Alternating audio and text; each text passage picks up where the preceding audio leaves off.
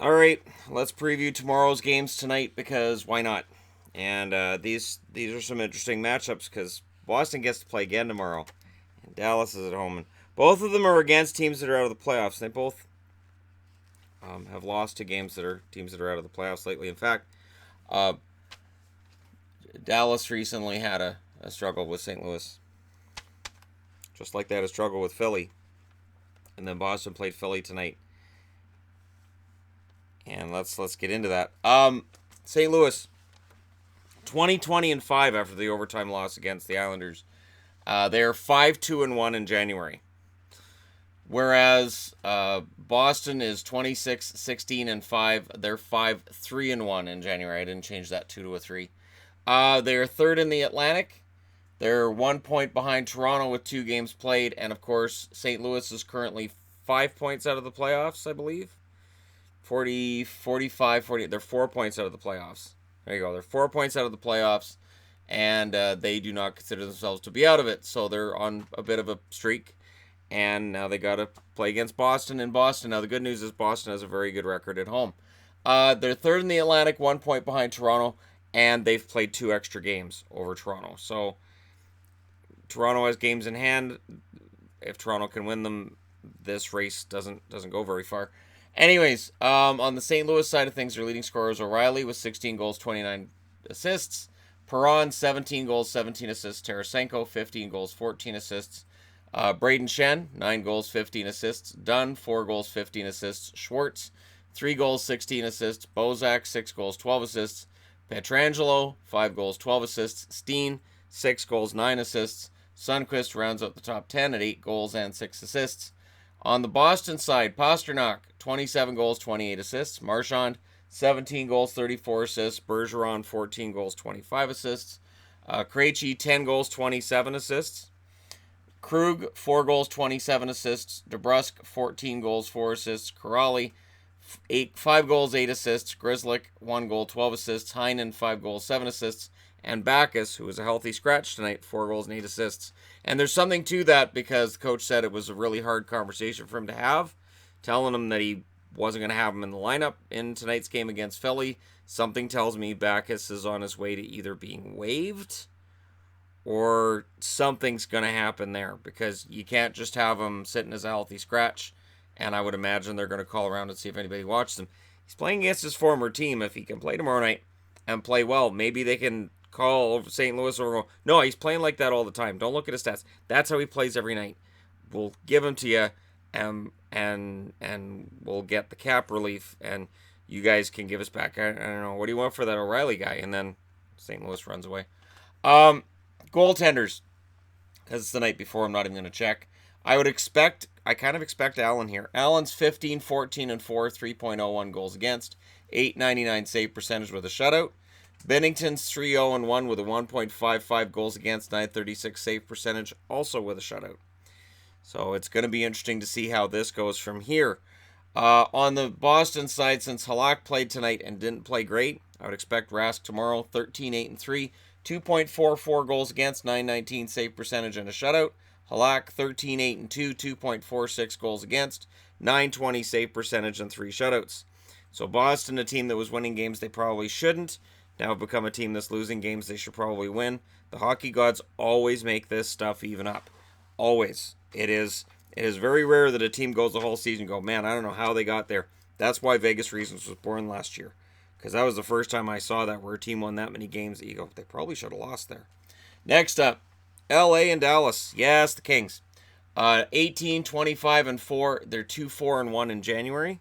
They currently sit 9 points out of the playoffs, which sounds like a lot, but really it kind of isn't because they haven't gone on any kind of a run or anything. The fact they're within single digits of a playoff spot is kind of crazy. And they're not even 500 for January. Now on the Dallas side, they're 23, 20, and 4. They're 3 and 4 in January, I should say. They are third in the Central. They're tied with Colorado, but they have 2 more regulation or overtime wins. So even though they've played the same number of games, got the same number of points, they have the advantage in regulation and overtime wins, meaning that the wins that have been garnered by Colorado, if it's a shootout win, it doesn't count in the standings as much as a regulation or overtime win for Dallas. That's the idea. Scoring leaders. For LA, Kopitar, 13 goals, 18 assists. Brown, 11 goals, 16 assists. Doughty, 4 goals, 21 assists. Carter, 10 goals, 13 assists. Iafallo, 10 goals, 12 assists. Kovalchuk, 8 goals, 13 assists. Muzzin, 4 goals, 16 assists. Toffoli, 7 goals and 10 assists. Kempe, 5 goals, 8 assists. Leipzig, 4 goals, 7 assists to round at the top 10 for the Kings. On the Dallas side, Sagan, 17 goals, 26 assists. 43 points in 47 games. Radulov, 14 goals, 25 assists. Ben, 18 goals, 15 assists. For those keeping track, Ben now has 33 points in 46 games. But still, there are people saying, look, he's on pace for about 30 goals. It's not his fault. No, but if you look at his numbers, comparatively speaking, with others in the league, and you look at the amount of money being spent, you look at the overall team, there isn't really a pretty picture with Dallas. The fact they're in a playoff spot, crazy. Klingberg, 6 goals, 16 assists. Spezza, 6 goals, 15 assists. Heiskanen, 9 goals, 11 assists. Lindell, 6 goals, 11 assists. Foxa, 7 goals, 9 assists. Janmark, 3 goals, 12 assists. And Dickinson's back on the board because of the trade of Devon Shore. 5 goals, 6 assists for Dickinson, 10th place. Goaltending, I expect Quick. He's 8-11-3, 2.8 goals against, 907 save percentage and 2 shutouts. Campbell's 5-9, 2.21 goals against, 930 save percentage and a single shutout. On the Dallas side, I expect Bishop, who'd open played the last game. Bishop's 15-11-2, 2.39 goals against, 921 save percentage, 2 shutouts. Hudobin, 8-9-2, 2.46 goals against, 922 save percentage and a shutout. This game scares me. I'm not putting up a magnet. The reason I'm not putting up a magnet is not because I don't anticipate an upset. It's that Dallas hasn't been playing well enough in January for me to consider them a really strong team like I considered San Jose in the preview for today's games. So that's why there's no magnet. I don't view a really clear favorite in this game. I don't. Next up, Toronto and Tampa. This is going to be game of the night material. This is absolutely going to be game of the night material because Toronto desperately needs this. They're 28-15-2. They're 2-4 this month. They're second in the Atlantic. They're 16 points behind Tampa. Probably not going to catch them, although they have 2 games in hand on those Tampa Bay Lightning, so they could get it down to 12. I'm just saying. They're 1 point ahead of Boston, as I stated. They have 2 games in hand on Boston. Tampa's 36-9-2. Which is abysmal for the rest of the league. They're 5-2 this month, which is kind of behind the times. They're not playing as well in January as they did in December, for instance. They're first in the Atlantic, as stated, by 16 points. Though they've played 2 extra games above Toronto, I don't think they're overly concerned, to be honest. Scoring leaders. A lot of big scorers in both of these lineups. On the Toronto side, Marner, 18 goals, 41 assists. I said he had 17 this morning. I was wrong, he has 18. Tavares, 29 goals, 21 assists. Riley, 13 goals, 34 assists. Matthews, 20 goals, 22 assists. Kapanen, 15 goals, 13 assists. Kadri, 9 goals, 17 assists. Gardner, 2 goals, 22 assists. Johnson, 10 goals, 11 assists. Marleau, 10 goals, 10 assists. Hyman, 7 goals, 9 assists to round out the top 10 for the Toronto Maple Leafs. On the Tampa side, Kucherov, 22 goals, 53 assists to lead the way for the whole league. Point, 29 goals, 32 assists. Stamkos, 24 goals, 29 assists. Johnson, 18 goals, 16 assists. Gourde, 11 goals, 18 assists. Hedman, 5 goals, 24 assists. Miller, 7 goals, 19 assists for him. McDonough, 5 goals, 20 assists. Killorn, 10 goals, 14 assists. Andre Palat's there, 7 goals, 12 assists for him. 19 points overall to round out the top 10 for Tampa. On the Toronto side for goaltenders, it has to be Freddie Anderson. Sparks is 6-2-1, 3.00 goals against, 905 save percentage and a shutout. Anderson's 20-10-1, 2.55 goals against, 922 save percentage and a shutout. It has to be Vasilevsky at the other end of the ice. 19-5-2, 2.46 goals against, 925 save percentage, 3 shutouts, and he's starting to become a Vezina favorite for me. Demang, 16-4, 2.99 goals against, 905 save percentage. Pretty decent numbers for your backup. Tampa, everything is in their favor in this game, to be honest. They're fantastic at home. They're lights out against the East. Everything you look at in this game says Tampa's going to win. That being said, we get into mid-January, and some of the top teams, you see them kind of lag. You'll start seeing them lose some games they probably would have won early in the year. And part of it is because, in the case of Tampa, they have so many points to give. They're so far ahead of everybody that I could see them having a bit of a letdown tomorrow and Toronto kind of jumping on it, because Toronto needs this. Nylander's on the first line tomorrow, according to the lines that they had at practice today. Now, Mike Babcock was kind of coy about whether or not he'll leave the lines that way. I think he will. I think he's going to give Nylander a spot on the top line, which bumps Kapanen down to that third line with Kadri and Marleau, who've both been struggling with the goal scoring too. So we'll see if Nylander being up on the first line sparks him against Tampa. Big game. It's going to be interesting to see what happens there. Next up, Winnipeg and Nashville. So if you don't want to watch the big matchup in the East, watch the big matchup in the West. This is the clash of the Titans in the Central, sort of, kind of. And I say sort of, kind of, because Nashville had been kind of sagging, and then they won that game 7-2 against the Capitals, so now they're all set for the Jets. And at home, Nashville's pretty solid. Winnipeg is 30-14-2 overall. They're 5-2 in January. They're first in the Central. They're 2 points ahead of these guys, the Nashville Predators, 2 games in hand. Nashville, 28-16-4, 5-1-2 this month. Second in the Central, as stated, 2 points behind Winnipeg, and they are looking at the fact that they've played 2 more games than Winnipeg, so it's more important to Nashville. It's still important to Winnipeg, absolutely. That being said, these two seem to be entrenched as the top 2, since it's 10 points behind Nashville and Dallas and Colorado beneath them in the division. So for right now, this is your 1-2. That's probably the way it works out, and we'll see if they end up meeting in the second round of the playoffs. Your scoring leaders for the Jets: Wheeler, 9 goals, 51 assists. Scheifele, 25 goals, 33 assists. Connor, 18 goals, 19 assists. Laine, 25 goals still, 8 assists. Bufflin, 4 goals, 25 assists. Little, 10 goals, 18 assists. Ehlers, 15 goals, 12 assists. Morrissey, 5 goals, 21 assists. Trouba, 4 goals, 19 assists. And Brandon Tanev still on the board, 10 goals and 9 assists for him, although Matthew Perreault also has 10 goals, 9 assists. On the Nashville side of things, you got some guys coming up. Johansson, 8 goals, 34 assists, still leads the way. Ekholm, 6 goals, 30 assists. Great season for Matthias Ekholm.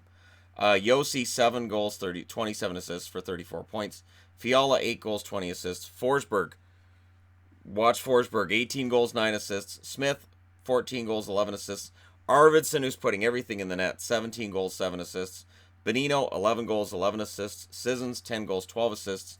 And Ellis with 4 goals, 17 assists. So on the board, their leading scorer has 42 points. It's less than a lot of teams. However, that's 5 guys in the top 10 who have 10 goals or more.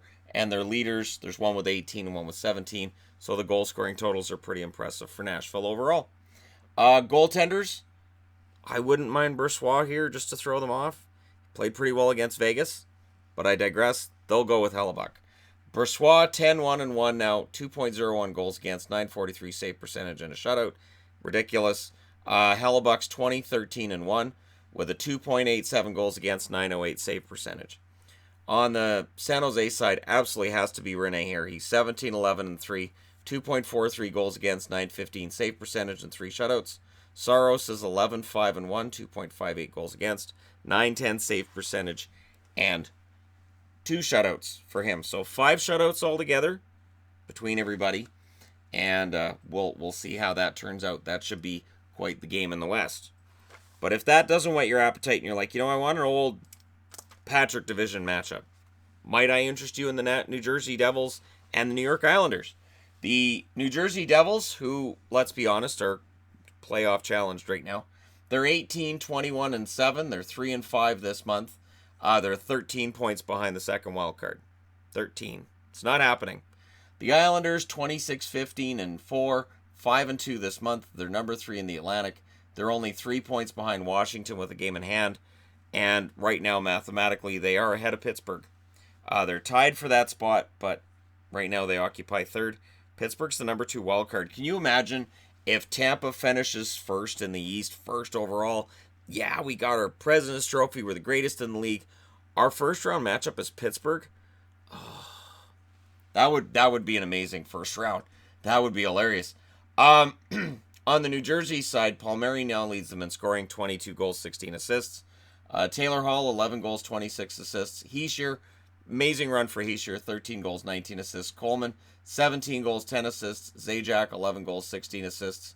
Severson, 6 goals, 16 assists. Bratt, 3 goals, 15 assists. Boyle, 12 goals, 5 assists. Vatanen, 3 goals, 14 assists. And Johansson, 6 goals, 9 assists. Rounds out the top 10 for New Jersey. On the Islanders side of things, Barzal, 13 goals, 20 assists. Lee, 16 goals, 19 assists. That's not right. It's 13 goals, 28 assists for Barzal, 41 points. I don't know why it says 33. Bailey, 10 goals, 24 assists. Nelson, 16 goals, 14 assists. Eberle, 10 goals, 11 assists. Filppula, 10 goals and 10 assists. Cizikas, 11 goals, 8 assists. Pulak, 3 goals, 16 assists. Beauvillier, 12 goals, 6 assists. And Nick Leddy, 1 goal, 15 assists. 8 guys out of that top 10 with 10 goals or more. So they could have as many as 8 guys with 20 goals at the end of the year, for all we can see right now. It's not likely, but it's possible. And yeah, people have been asking, can you do a video on the Islanders? Yeah, they are video worthy at this point because they're in a position way higher than they should have been.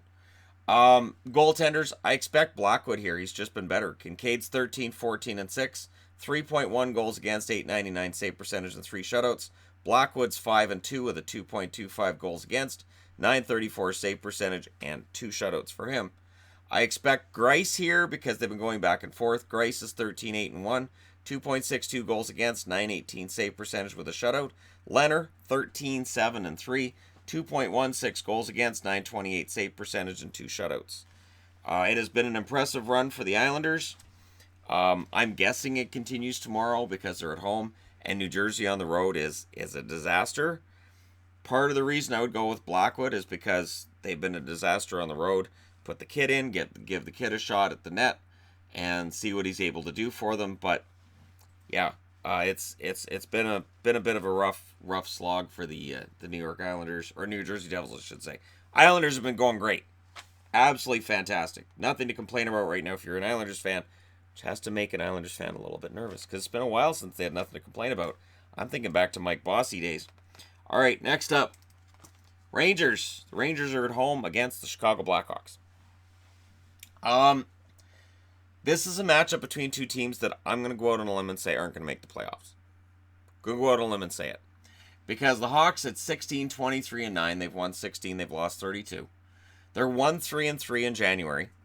And while they've looked great in these losses, that nasty loss they took against New Jersey, I took a lot of flack for them being 18th on the power rankings. I will say this, they're at 23 right now. They are absolutely at 23. They're in against the Rangers. The Rangers are pretty good at home. The funny thing is, of course, Chicago is only 8 points out of the playoffs because it's the West. The Rangers 19, 20, and 7. They're 2 and 6 this month. They're 11 points out of the second wild card. So you think about it, you look at their records, and Chicago's 3 points closer to the playoffs. It's going to be a fun ride. Scoring leaders for Chicago, Patrick Kane, 27 goals, 37 assists.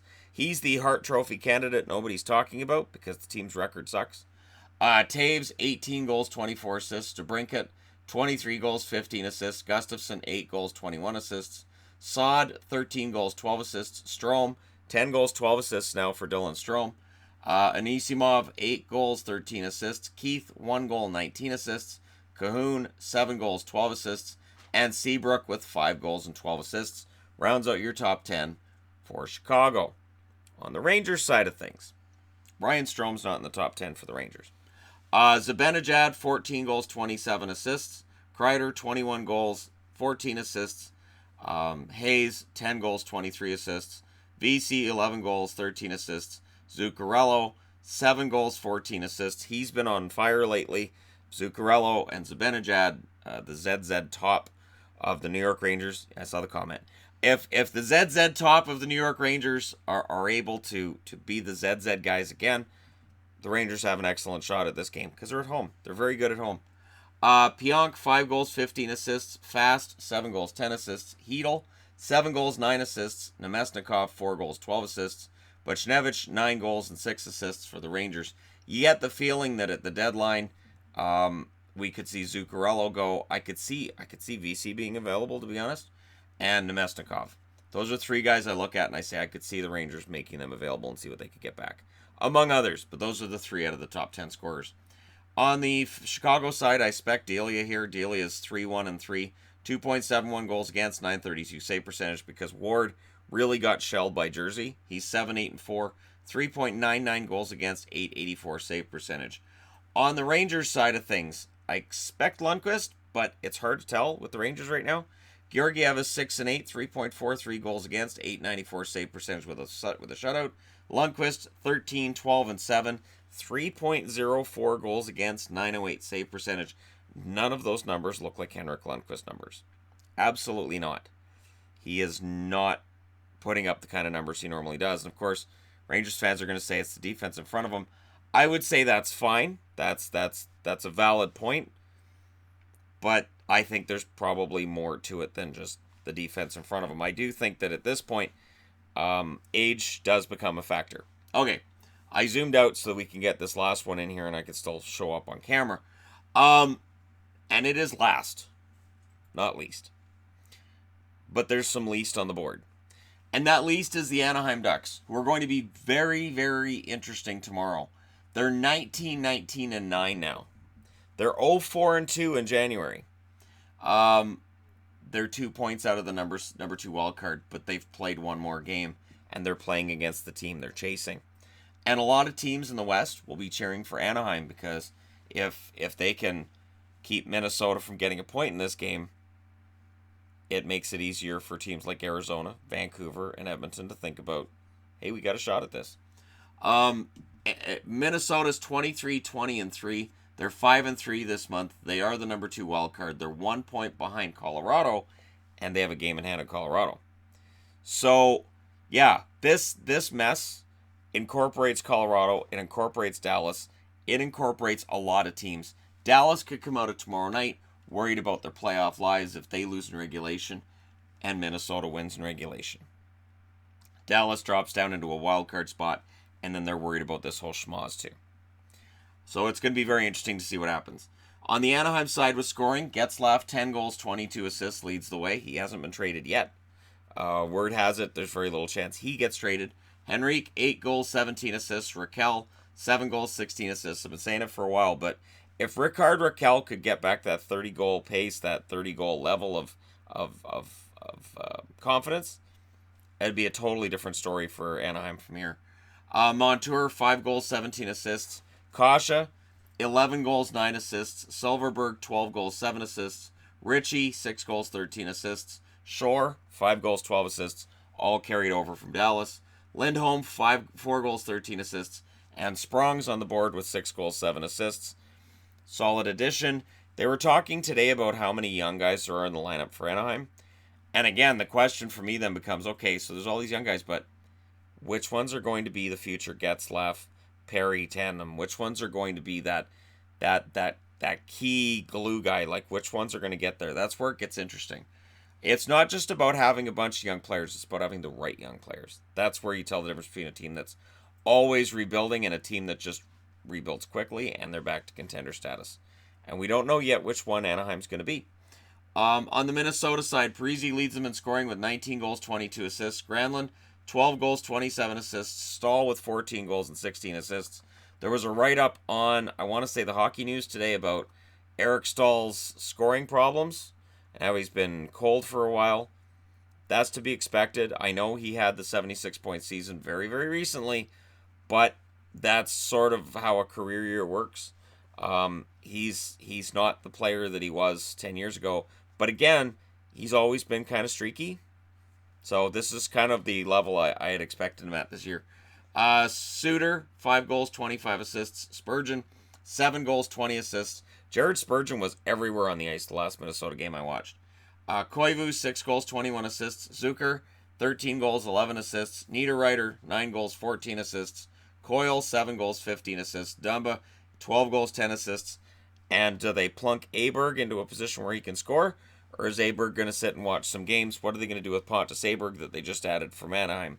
That's interesting to me because he's against Anaheim. So do you play him against the team that just traded him? On the Anaheim side of things, I expect Gibson because he plays every game. I think it's been very hard for Gibson to go through this losing streak. I'm not saying it hasn't been hard on the rest of the team, but man, this is sad to put a goalie through this. He's now 15, 15, and 8, 2.76 goals against, 918 save percentage with a shutout. Johnson is back up 2 and 8, 3.36 goals against, 888 save percentage with a shutout. That's the record combined between Anaheim and St. Louis beforehand. On the Minnesota side, I expect Dubnyk. Stalock is now 6 and 4, 2.67 goals against, 901 save percentage. Dubnyk 17, 16 and 3, 2.71 goals against, 910 save percentage, and a shutout. So this is kind of a do or die for both teams, and it's going to be really interesting to see how it turns out. So, yeah. Let me know what you guys think, as always. Let me know your winners, that kind of thing. And this is it, the 7 games for tomorrow. And the schedule's not too bad from here. So, let me know your thoughts, as always, in the comment section below. Let me know where you guys think the upsets are going to take place. Don't forget to hit like and subscribe if you're browsing your way through, you just happened upon this video. Thank you guys so much for watching. I'll talk to you again soon.